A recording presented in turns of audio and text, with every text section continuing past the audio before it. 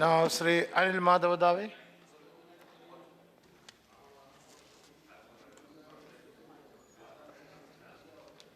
धन्यवाद उपसभापति जी।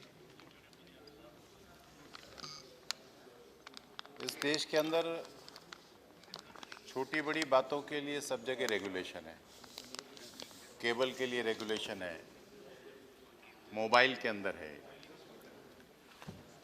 खाने की चीज़ों में है, दवाइयों में है।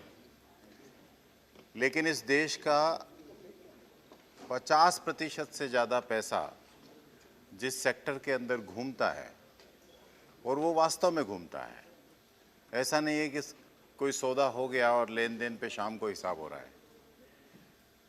चाहे ज़मीन हो, चाहे भवन निर्माण की सामग्री को खरीदना हो, या कंज्यूमर उसे खरीद रहा हो, हर क्षेत्र के अंदर सबसे बड़ा क्षेत्र जो है वो रियल एस्टेट है। और मैं 2013 से लगाकर 2016 तक जिस सरकारों ने, व्यक्तियों ने, मंत्रियों ने इसे छुआ है, उन सबको बधाई देना चाहता हूं, क्योंकि मुझे इस सेक्टर का बहुत ज्ञान नहीं था। जब देश भर में इस समिति के साथ में घूमना हुआ तो मैंने देखा कि अरे ये तो बहुत महत्वपूर्ण विषय है। तो आज इस देश के अंदर एक रेगुलेशन उस फील्ड में बनने जा रहा है जिसके अंदर इस देश का जो वित्त है उसका एक बहुत बड़ा हिस्सा घूमता है, और उसके अंदर रेगुलेशन आएगा। जैसा मंत्री जी ने कहा, वेंकैया जी ने कहा कि कुछ आज होगा, कुछ कल हो जाएगा, लेकिन शुरुआत हो जाएगी तो हम कहीं ना कहीं पहुंच ही जाएंगे। ये जब सिलेक्ट कमेटी की जवाबदारी मेरे पास आई, उसके बीच में मुझे ब्रिटेन जाने का अवसर आया, तो मैंने देखा कि वहाँ के सेक्टर को समझने की कोशिश की, और वहाँ एक दो लोग दूसरे देशों से आए थे, उनसे भी पूछा कि आपके यहाँ रियल एस्टेट को लेकर के क्या है। तो ध्यान में आया कि बिल्कुल ही दुनिया अलग है। तो मैं सोचने लगा कि ऐसा कभी हमारे देश में भी होगा, ठीक ऐसा ही हो जाएगा। आज जो शुरुआत हुई है वो निश्चित ही कुछ समय में, 2 साल बाद, 5 साल बाद वैसी ही ट्रांसपेरेंट हो जाएगी जैसी हम कल्पना करते हैं। ये बिल उपभोक्ता को कांच के घर के अंदर झांकने के लिए ताकत देता है, आकार देता है। क्योंकि जैसे ही आप कहते हैं कि एडवर्टाइजमेंट करने के पहले रजिस्ट्रेशन कराना है, आज क्या होता है, एक विज्ञापन आता है, एक खूबसूरत विदेशी लड़का, लड़की, उसके साथ 1-2 बच्चे, और एक पीछे मकान बना हुआ है, और मकान बहुत अनादिकाल से किसी भी नए गृहस्थ का स्वप्न होता है कि मेरा मकान होना चाहिए। भले वो सपना वो रिटायरमेंट के समय पूरा होता है, 30-40 साल तक वो प्रोविडेंट फंड, ग्रेचुइटी, क्या क्या नहीं बचा करके अपना घर बनाने की सोचता है। और वो जब कभी बेड बिल्डर्स के पास चला जाता है, उसके हाथ में फंस जाता है। तो जब घूमते हुए मेरे पास में कई, जो हमारी समिति के सामने कई कंज्यूमर्स आए और उन्होंने अपना दर्द बताया, उस रिटायर्ड आदमी की पीड़ा को सुन करके लगता था कि इसको अभी पास कर दो यार, बम्बई में ही पास कर दो, मुंबई में। ऐसा लगता था कि इसको यहीं पास करो, लेकिन विधान है, अपनी प्रक्रियाएं हैं, उससे ही काम होता है। तो व्यक्ति का ये जो स्वप्न है, ये विज्ञापनों के अंदर जैसे कि वादे और इरादे किए जाते हैं और बातें कही जाती है, ये हो जाएगा, वो हो जाएगा, वैसे सारे स्वप्न दिखाए जाते हैं। कंप्यूटर के अंदर डिज़ाइन की हुई चित्र दिखा करके हम उसको कहते हैं कि तेरा घर ऐसा होने वाला है, और जब वो यथार्थ में जाकर के खड़ा होता है तो उसका स्वप्न धूमिल हो जाता है, भंग हो जाता है। लेकिन सच ये है कि इस बिल के माध्यम से अब भविष्य में कोई भी व्यक्ति ऐसा विज्ञापन नहीं दे पाएगा जैसा उसको बना करके देना है। दिखाने और देने के बीच में अंतर नहीं रहेगा। आप वही दिखाएंगे जो आप देंगे, जो दिखेगा वही बिकेगा। और सच को दिखना अपने आप में सब कुछ है। और केवल विज्ञापन ही नहीं, रजिस्ट्रेशन के साथ ही उसको अपनी सारी जानकारी देना पड़ेगी। जैसा लोग मुझसे मोबाइल नंबर लेते हैं, मैं पूछते हैं, मैं उनसे कहता हूं आप वेबसाइट पे चले जाइए राज्यसभा की, मोबाइल नंबर और घर का एड्रेस क्या ब्लड ग्रुप भी बता देगा वो, सब कुछ मिल जाता है वेबसाइट पे। इस वेबसाइट पे पूरा प्रोजेक्ट होगा। और केवल प्रोजेक्ट नहीं होगा, उसके 5 साल के अंदर उसने कौन कौन से किए हैं, उसके कंज्यूमर कौन थे, उनकी रिपोर्ट क्या है। होटल का कमरा बुक करने जाते हैं तो हम बोलते हैं रिव्यू देख लो। 1000, 2000, 3000, 5000 का कमरा लेने में हम 10 रिव्यू पढ़ते हैं कि अगर मैं उस शहर में जाऊंगा तो इस होटल में रुकूं कि नहीं रुकूं। रिव्यू क्या है? 25 लाख 50 लाख का मकान लेने जा रहे हैं और रिव्यू नहीं जान रहे हैं कि बिल्डर के लिए रिव्यू क्या है। इसकी वेबसाइट पर अब रिव्यू होगा, उसकी डिटेल जानकारी होगी और फाइनेंशियल उसके क्लोजर्स भी होंगे। वो एकदम कांच की तरह खुला है और कंज्यूमर उसको पढ़ सकता है, देख सकता है, समझ सकता है, किसी पुराने कंज्यूमर से बात कर सकता है। अपने आप में ये ट्रांसपेरेंसी गुड गवर्नेंस का भी हिस्सा है, कंज्यूमर की रक्षा के लिए भी जरूरी है और अच्छे बिल्डरों के लिए भी जरूरी है। बिल्डर की ओर ये दृष्टि रखना कि ये सब खराब होते हैं, मुझे लगता है ये ठीक नहीं है। क्योंकि मैं खुद ऐसे कई बिल्डरों को जानता हूं जो इतने अच्छे मकान बना करके देते हैं तो अपनी बहन को कहने की इच्छा होती है एक तू भी ले ले। ये कहने की इच्छा होने लगे, ऐसे बिल्डरों की कमी नहीं है देश में। ये बात अलग है कि उसके अंदर बैड बिल्डरों की संख्या बढ़ रही है। ये बिल पास होने पर एक चैनल ने मुझे बुलाया नोएडा में कि आप हमारे यहाँ डिबेट में आइए। मैं गया तो रास्ते में मैंने देखा कि लोग एक फोल्डिंग टेंट्स के अंदर चीख चीख करके प्लॉट बेचने और प्लॉट खरीद लो ऐसा चिल्ला रहे थे। मेरे लिए पहला दृश्य था। मैंने अपने जो लेने आए थे चैनल के उनसे पूछा ये क्या बेच रहे हैं, क्योंकि मेरे दिमाग में कल्पना थी कि भोपाल या इंदौर के अंदर बस स्टैंड के बाहर पूड़ी सब्जी वाले एक रस्सी पकड़ करके चिल्लाते हैं आ जाओ मेरी दुकान में आ जाओ, पूड़ी सब्जी ले। तो मैंने समझा ऐसा ही कुछ तो नहीं बेच रहे हैं, लेकिन उन्होंने कहा नहीं ये फ्लैट बेच रहे हैं। और मैंने कहा 1-2 लाख के बेच रहे? बोले नहीं 25 लाख 50 लाख 1 करोड़ के फ्लैट बेच रहे हैं। जहां फ्लैट 2000-5000 का लड़का सड़कों पे ऐसे खड़े होकर के बेच रहा हो तो चिंता सेक्टर की होती है। चिंता ये होती है कि ये माल ऐसा कैसे हो रहा है और इस सेक्टर में हो क्या रहा है। और उसको लेकर के अंतोगतो बात मुझे उस चैनल में कहना पड़ी कि भाई अगर इंग्लैंड में मैं मकान लेने जाऊंगा तो उसके लिए जो उसका मध्यस्थ है, जिसको हमने दलाल कहा है, मैं यहाँ उसको ब्रोकर कह रहा हूँ, उसकी भी जवाबदारी है। और वो इतनी जवाबदारी है वहाँ पर कि वो करीब करीब न खरीदने वाला बेचने वाले को जानता है, न बेचने वाले खरीदने वाले को जानता है। ये जो बीच का व्यक्ति है ये न केवल सक्षम है, न केवल समर्थ है, न केवल तकनीकी दृष्टि से समर्थ है, कानून की दृष्टि से समर्थ है, और वो दोनों की रक्षा करता है। और उसको कहना है कि मेरे को 5% लेना है, 10% लेना, वो लेता है। तो ये एक अच्छी व्यवस्था का लक्षण है। और उसके ठीक विपरीत मैंने देखा कि रेगुलेशन नहीं होने के कारण सड़कों पर फ्लैट बेचने के लिए, और वहाँ जाके मालूम पड़ा कि 75,000 से ज़्यादा फ्लैट खाली हैं। तो उसका कारण ही यही होता है कि इस प्रकार के सेक्टर्स के अंदर जब रेगुलेशन नहीं होता है तो अव्यवस्था होती है, और अव्यवस्था का लाभ हमेशा अपराधियों को मिलता है, गलत लोगों को मिलता है, और अच्छे लोग किनारे खड़े हो जाते हैं। वो भीड़ में धक्का मुक्की नहीं करता। मैं वो नहीं कहता कि मैं धक्का मार के मंच पे चढ़ूंगा, अरे मेरे को ये बोलने दो, अरे मेरे को, वो खड़ा रहेगा। ठीक है, आपकी इच्छा हो तो आप करिए, नहीं तो हमको नहीं करना। इसलिए ये अच्छे बिल्डरों के प्रमोशन का है।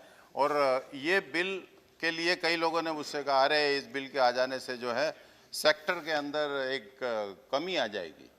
मैं दावे से कह सकता हूँ, जितना अध्ययन है उसके आधार पर और जितना मैं वित्त को जानता हूँ, देश की अर्थव्यवस्था को जानता हूँ, इस बिल के आने के बाद इस सेक्टर के अंदर बूम आएगा। बिल्डर्स को भी आएगा, कंज्यूमर को भी आएगा, और ये कंज्यूमर आगे बढ़ेगा उसको लेकर, और कंज्यूमर के हितों की रक्षा होगी। एक बहुत अच्छा काम ये हो रहा है कि इसके अंदर एक शब्द स्पष्ट हुआ है जो मंत्री जी कह रहे थे, कारपेट एरिया के नाम से हमने, कंज्यूमर को नहीं मालूम होता है कि ये अलग अलग शब्द क्या हैं। बिल्टअप एरिया, कारपेट एरिया, पूरे देश के अंदर अगर एक विधा चलने लग जाए कि ये कारपेट एरिया और ये कारपेट एरिया की डेफिनेशन है, कि दीवार के एक तरफ से दूसरी तरफ तक जो यूजेबल एरिया है और उसके अतिरिक्त बाहर की जो दीवारों के क्षेत्र हैं, बाकी क्षेत्र हैं, वो उससे अलग है। तो कम से कम ये तो समझ में आएगा कि मैं जो भुगतान कर रहा हूँ ये किसका कर रहा हूँ।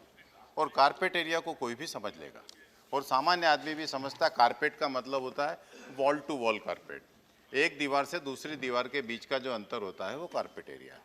तो ये बिल भी एक सामान्य उपभोक्ता को संरक्षित कर रहा है कई प्रकार के शब्द जालों के बीच में, और इस शब्द जालों से वह अब ठगा नहीं जाएगा।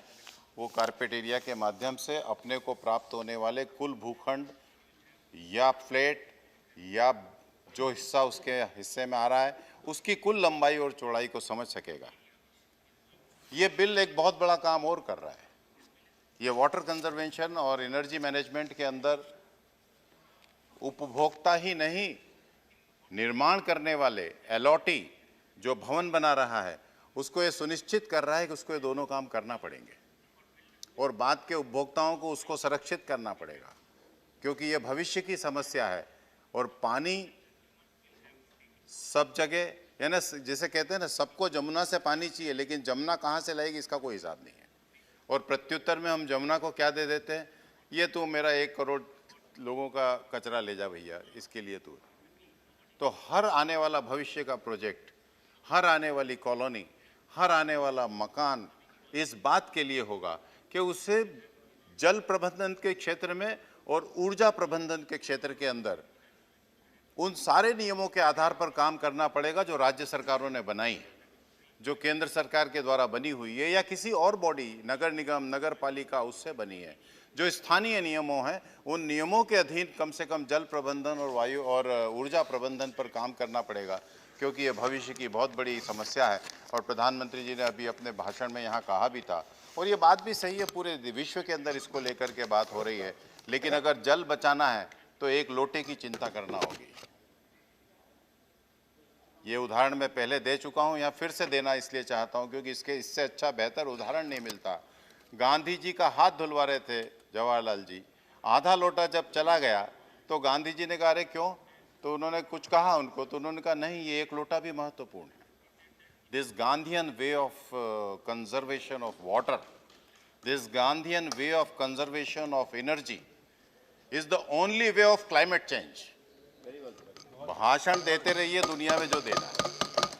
अगर आप पर्यावरण में कोपेनहेगन, डरबन, इधर उधर दुनिया की जो बातें करना हो करिए। मैं सारे सेमिनारों में गया हूँ और सबको सुबह से रात तक सुनता रहता हूँ।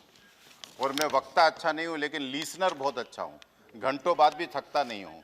और मैं थक थक के इस निष्कर्ष पे पहुँचा कि ये कहीं नहीं पहुँचेंगे, क्योंकि इनके पास गांधी नहीं है और हमारे पास गांधी है, इसलिए हमारे पास जवाब है। उनके पास राहुल गांधी है, उनके पास राहुल गांधी, जी जी जी जी, उनके पास राहुल गांधी है, वो कह रहे हैं राहुल गांधी। देखिए विवाह, राहुल गांधी, देखिए स्वयंवर में सबको अपना अपना वर चुनने की इच्छा है। आप चाहे जिसके गले में वरमाला डाल सकते हैं, बहुत गांधी है। हाँ जी जी। और जी, दूसरा एक बहुत बड़ी बात थी जिसको हमने वो किया है कि जब बिल्डर्स का काम खत्म हो जाएगा अलॉटमेंट के साथ में, पोजेशन के साथ में, उसके बाद जो समिति बनेगी उस फ्लैट, उस बिल्डिंग में रहने वालों की या उस कॉलोनी की, उसके अंदर बल्क परचेजर भी हो सकते हैं। तो हमने कहा कि बल्क परचेजर रहेगा लेकिन उसका वोट एक ही रहेगा। ये नहीं हो सकता कि आप 10 फ्लैट ले लेंगे और आपके 10 वोट हो जाएंगे और आप भविष्य में या बनते हुए निर्माणाधीन भवन के अंदर कोई परिवर्तन कर देंगे, क्योंकि उसके लिए 2/3 बहुमत चाहिए आपको। वो 2/3 बहुमत बल्क परचेजर के हाथ में नहीं जा सकता, वो उसके ओरिजिनल कंज्यूमरों के हाथ में रहना चाहिए। इस प्रकार की बहुत फाइन ट्यून बातें जो हैं वो शैलजा जी से लगाकर यहाँ तक आते हुए इस समिति के प्रत्येक सदस्य ने बहुत चिंता करके काम किया है। और इसके लिए मैं समिति के सभी सदस्यों का बहुत धन्यवाद देता हूँ। उनका इतना कॉपरेशन रहा, इतने अच्छे से काम किया। ये चेयरमैन की तो ऐसी बड़ाई होती रहती है, लेकिन अगर ये टोटल है, this is sum total of all the members of the committee दो विच वाज टुडे और यस्टरडे। इसलिए मैं सभी को बहुत बहुत बधाई। हाँ, धन्यवाद। ये जो 70% और 500 मीटर वाला विषय है, मुझे लगता है धीरे धीरे चलें तो ये काम और आसान हो जाएगा, क्योंकि इसमें बहुत बड़े जो लोग हैं, जो बड़े बिल्डर हैं, जो बड़े सामान्यतः डिफ़ॉल्टर्स बड़े लोग हैं, सामान्यतः गड़बड़ झाला जो है वो ऊपर वाले लेवल पर ज़्यादा होता है। तो मुझे ऐसा लगता है कि बड़ी चीज़ें अगर पहले हाथ में आ जाएगी, और जैसा मंत्री जी कह रहे थे कि फेज़ वाइज इसका विकास होगा, निरंतर क्रमागत विकास के द्वारा ही हम इसको पूरा कर पाएंगे। 2010, 20, 25 तक आते आते ये अपने आप में एक बहुत परफेक्ट बिल हो जाएगा, ऐसी मेरी अपेक्षा है। और एक और अच्छी चीज़ है जो मुझे चेन्नई के अंदर और मुंबई के अंदर जब फोटोग्राफ बताए गए कंज्यूमरों ने कि ये हमको अलॉटमेंट में मकान मिला है, उसके अंदर व्यक्ति तो क्या, व्यक्ति ने अगर कोई जानवर भी पाला हो तो उसमें नहीं रख सकते, वो बिल्डर ने बना करके उसको अलॉट कर दिया। तो देख करके बहुत बुरा तो लगा, लेकिन फिर लगा कि बनने के बाद अगर कोई डिफ़ॉल्ट आता है तो क्या होना चाहिए। तो उसके अंदर 2 साल का विषय था कि 2 साल के अंतर्गत निर्माणाधीन विषय के अंदर कोई त्रुटि है तो उसे दूर की जा सकती है, लेकिन बाद में वो 5 साल कर दी, क्योंकि निर्माण में त्रुटि आने में कभी कभी लगता है कि मैन्युफैक्चरिंग डिफेक्ट जो है वो कई बार बहुत देर से दिखता है, तो उसके दिखने में कंज्यूमर का नुकसान नहीं होना चाहिए। कई प्रकार के, जैसा कहा गया है कि भूमि पर स्वामित्व को लेकर विवाद कई बार बाद में आता है, इन सारी चीज़ों को बीमा से भी रक्षा है, और इन सारी चीज़ों के अंदर अलॉटी या निर्माणाधीन निर्माण करने वाले व्यक्ति को भी उसकी चिंता करना पड़ेगी, वो 5 साल तक उस विषय को देख सकता है। और मुझे लगता है कि इसमें किसी प्रकार का भय का कोई विषय नहीं है, जेल वाला विषय। इंश्योरेंस के अंदर अगर आप इंश्योरेंस सेक्टर के अंदर उसका जो अमेंडमेंट बिल 2015 है, उसके अंदर अगर आप बगैर रजिस्ट्रेशन के कोई पॉलिसी को फ्लोट करते हैं तो आपको 10 साल की सजा। तो ये कहीं ना कहीं शासन के अंदर व्यवस्था का ये हिस्सा तो होना ही चाहिए, और मुझे लगता है कि इन सारी बातों को लेकर के ये बिल जो इस सदन के सामने है, सदन के सभी सदस्य इसको सपोर्ट कर ही रहे हैं, और ये भविष्य के अंदर एक अच्छा बिल बन के, और मैं आपको बता रहा हूँ, आज इस देश के अंदर ये बिल पास होने के बाद में आज इस देश के अंदर कोने कोने के अंदर जो कंज्यूमर हैं वो शाम को निश्चित ही हलवा बनाएंगे, क्योंकि प्रोविडेंट फंड और ग्रेच्युटी से जब मकान खरीदा जाता है ना, उसकी पीड़ा कोई कर्मचारी ही समझ सकता है, उसकी पीड़ा कोई मध्यम वर्गीय परिवार ही समझ सकता है। जिसका होटल का बिल ही 20,000 आ रहा, उसको ये नहीं समझ में आएगा कभी, वो कभी नहीं समझ सकता कि ये इसका कष्ट क्या है, और वो कष्ट वही समझता, और उसमें भी अगर वो फंस चुका है किसी बैड बिल्डर के पास में, तो उसके कष्ट की कोई सीमा नहीं है, क्योंकि उसको शायद वो पैसा मिले न मिले, कम से कम वो ये तो कहेगा, जैसा माँ बेटे से कहती, जा बेटा जहाँ रहना हो वहाँ सुखी रहना, हम ना कैसे भी रहेंगे लेकिन तू सुखी रहना, मेरा पैसा डूब गया कोई बात नहीं, लेकिन भविष्य में किसी का नहीं डूबेगा। कम से कम उसके लिए, ऐसे कंज्यूमरों के लिए हमको रहना ही है, लड़ना ही है, और उसके लिए ये बिल लाना ही है। और इस बिल को रहते हुए और एक बात कहना चाहता हूँ, कुछ चीज़ें कह नहीं सकता और कुछ कह सकता हूँ। मेरे को भी ये समझ में आया कि पावर कितनी है इस देश के अंदर, और कैसी पावर। अगर साउथ में बेंगलोर गया तो अलग पावर ने मेरे से प्रभावित किया, ऐसी पावर सुबह 7 बजे से पहले और रात को 10 बजे के बाद मिलती है। ये करो वो करो, दिल्ली जाओ तो अपनी समस्या, मुंबई जाओ तो अपनी समस्या, कलकत्ता जाओ तो अपनी पावर।